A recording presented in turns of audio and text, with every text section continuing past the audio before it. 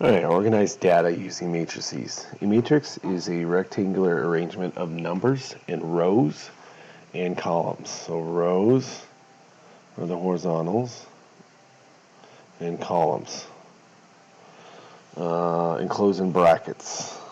Okay. Matrices can be described by its dimensions or the number of rows and columns. So number of rows first and then number of columns. So if we have so many rows and so many columns, it's a n by n, whatever numbers those are.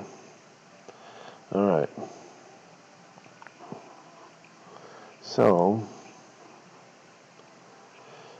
state the dimensions of the matrix, then identify the position of the circled element in the matrix. All right. So matrix A has how many rows?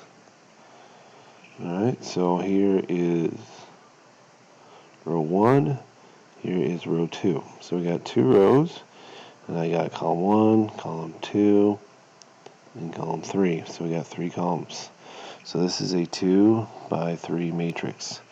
The circled element is in the first row and the third column. Okay.